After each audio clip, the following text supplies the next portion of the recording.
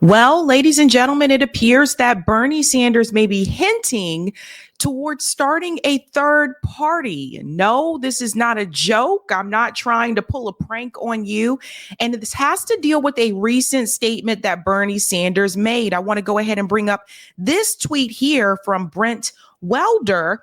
It says, this morning's email from Bernie Sanders is not just some run-of-the-mill campaign email. So for those that are a part of the Bernie email list, you probably received this message as well. I want to try to make this as large as I can for you guys, but it seems like it doesn't want to do that. So I'm going to go ahead and read it to you this way because we can go in a little bit larger here. Here we go. Dear Brent, tough times. The American people understand that our economic and political systems are rigged. They know that the very rich can get much richer while most everyone else becomes poor. They know that we are moving rapidly in an oligarchic form of society. The Democrats ran a campaign protecting the status quo and tinkering around the edges. He goes on to say here, not surprisingly, the Republicans won.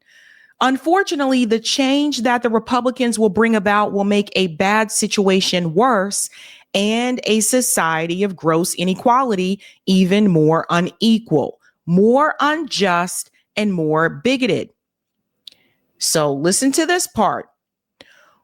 Will the Democratic leadership learn the lessons of their defeat and create a party that stands with the working class and is prepared to take on the enormously powerful special interests that dominate our economy, our media, and our political life? So it seems like this is a message here from Bernie Sanders to Dem leadership, and that would include Nancy Pelosi, Hakeem Jeffries, Chuck Schumer. You get the picture. That the path that they are on is a path to destruction of the Democratic Party and of the working class. And we all know that Bernie Sanders is really big on, working class interests. So the fact that Bernie Sanders issued this statement, among many others, post this presidential election, it shows me that even Bernie Sanders has had enough. Now, don't get excited. I'm not about to tell you to jump on this Bernie train, and we don't even really know for sure if Bernie Sanders is going to start a third party. And I'm going to explain to you what I think should happen. But it does say something. In the past, where Bernie Sanders has constantly defended Joe Biden, has constantly defended Kamala Harris, supported Joe Biden when he was still a nominee in this presidential election, even though we all knew Biden was not up to the task and that he should step aside, supported Kamala Harris with a weak campaign that she had and defended Kamala Harris and said that she was progressive.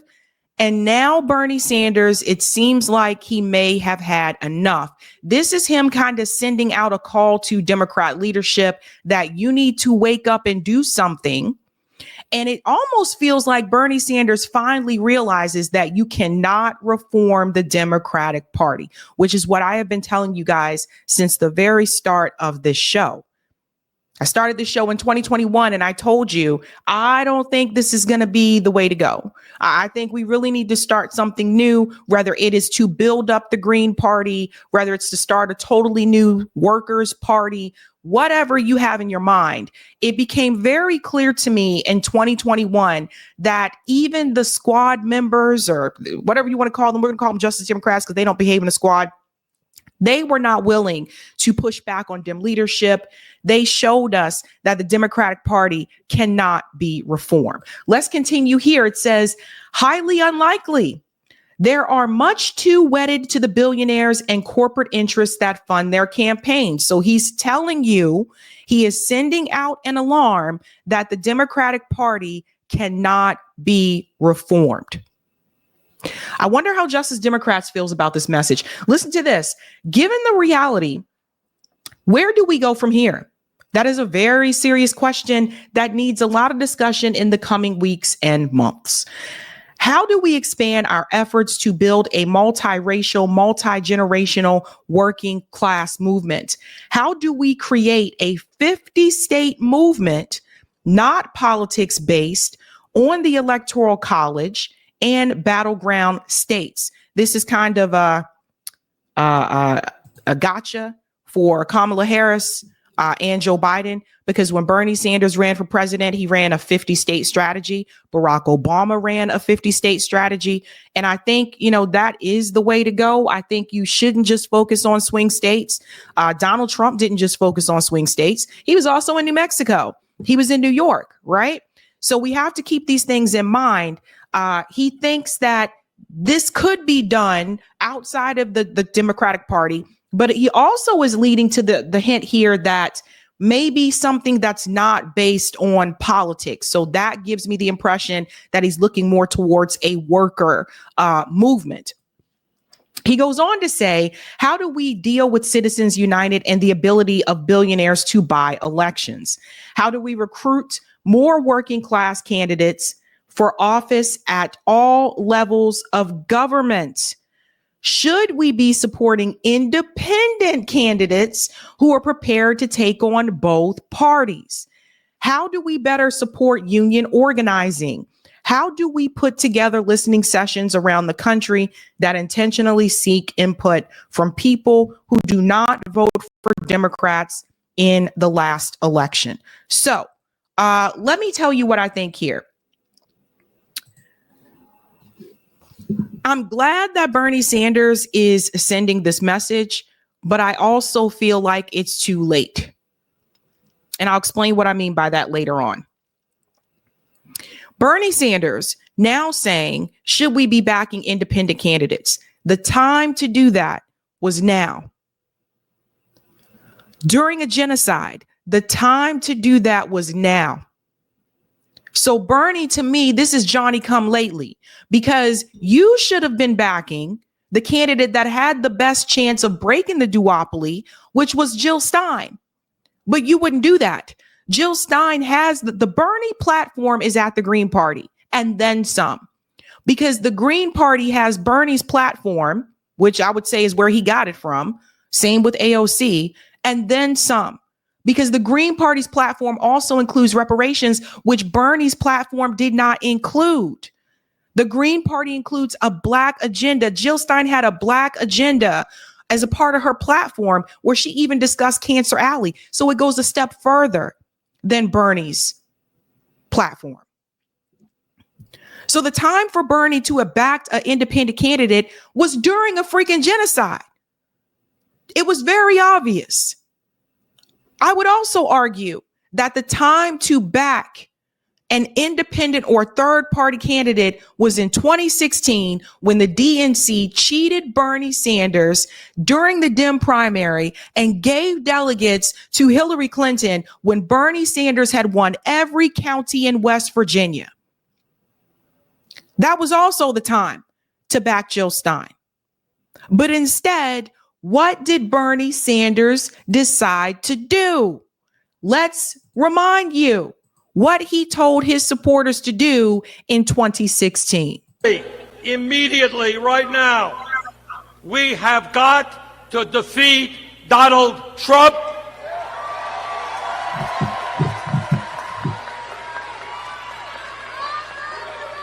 And we have got to elect Hillary Clinton and Tim Kaine.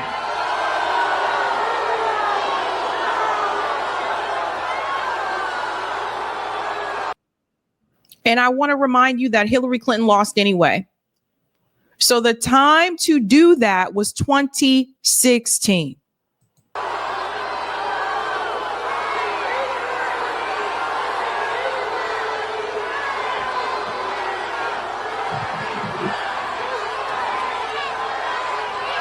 Brothers and sisters,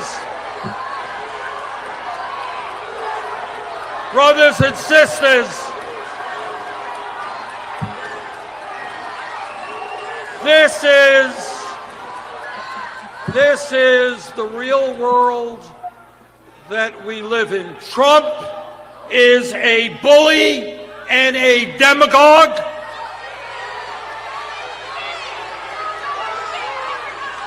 Trump has made bigotry and hatred the cornerstone of his campaign.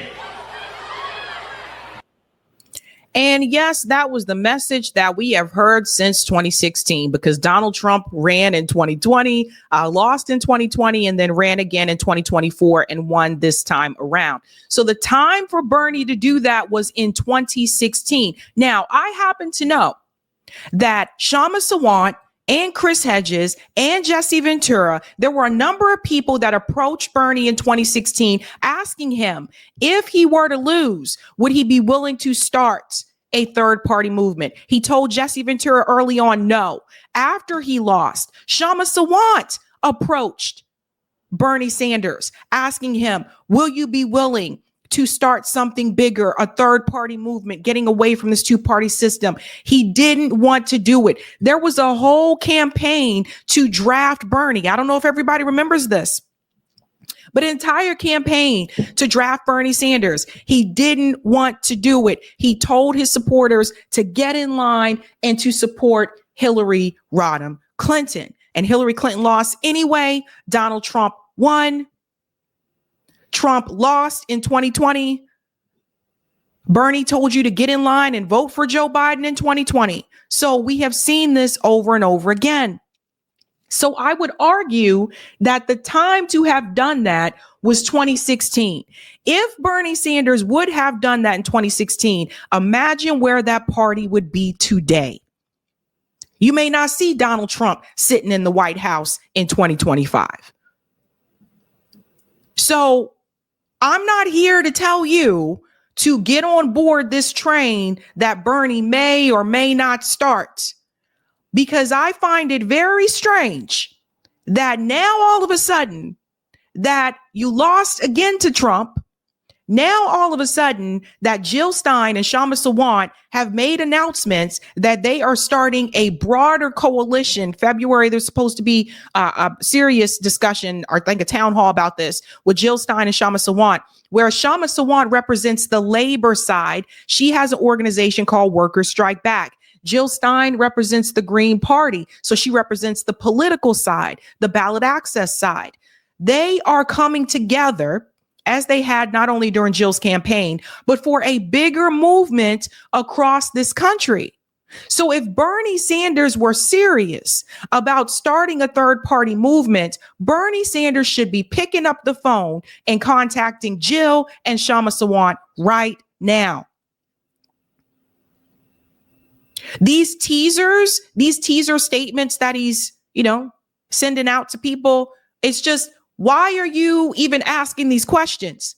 Why aren't you collaborating with Shama Sawant for the workers' movement and Jill Stein for the political movement? And I say it again, he had another chance to do that, and that was now. That was the 2024 presidential election. Now, I am a third party voter. I'm all for third parties. I'm not here to tell you don't participate in voting for third parties. What I am going to caution you, though, if Bernie Sanders is starting a third party and he's not willing to collaborate with Shama Sawant and Jill Stein, and you have the worker and the political merged together here, then you need to ask yourself, what is that party actually going to entail? Is that party just going to be a light Democrat party? Where is that party going to stand on foreign policy? Bernie Sanders still won't call what's happening in Gaza genocide. These are questions you need to ask yourself. I'm not trying to be a Debbie Downer here. I just want you to be prepared. Why would you not already work with the people who are already established outside the duopoly that are doing the work? So if Bernie were serious about that, I would say he would be contacting them immediately. He knows them. It's not like he doesn't know who Shama and Jill Stein are. So there's that. And maybe there's just the reality that maybe he's not.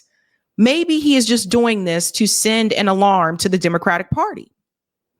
Now, like I said, he has been very vocal since Kamala lost this election. I want to remind you what he said on CNN. Here is the reality. The working class of this country is angry. and they have a reason to be angry.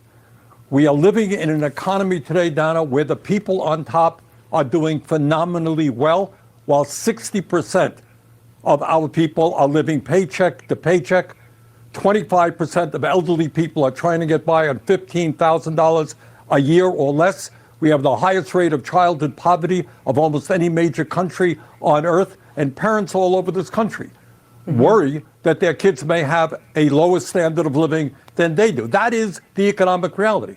And what Donald Trump did is provided an explanation. He went around, he said, I know you're angry, and the reason is that zillions of illegal immigrants are coming over, and they're eating your cats and dogs and everything else. That's the reason. Well, obviously, that is not the reason. The reason is, in my view, that we have an unprecedented level of corporate greed today, more income and wealth inequality, and people on top want it all. And we need an agenda that says to the working class, we're going to take on these powerful special interests and create an economy and a government that works for you. And by the way, that can't happen unless you get big money out of politics. We got to get rid of the Citizens United Supreme Court decision so billionaires do not continue to buy elections. So I play this because I want to remind you of something. If Kamala Harris would have won this election, this message from Bernie Sanders doesn't happen. If Kamala Harris would have won this election, the statement that went out from Bernie Sanders to his email list doesn't happen. Didn't happen in 2020 because the Democrats won. Bernie Sanders knows the Democratic Party is corrupt. Bernie Sanders knows, he's known this for years. He knows these people are not going to move to benefit the working class. Bernie Sanders knows that they don't care to give the people health care, that they don't care to give you a living wage. But every time that Bernie Sanders had the opportunity to hold the line, he decided not to do it.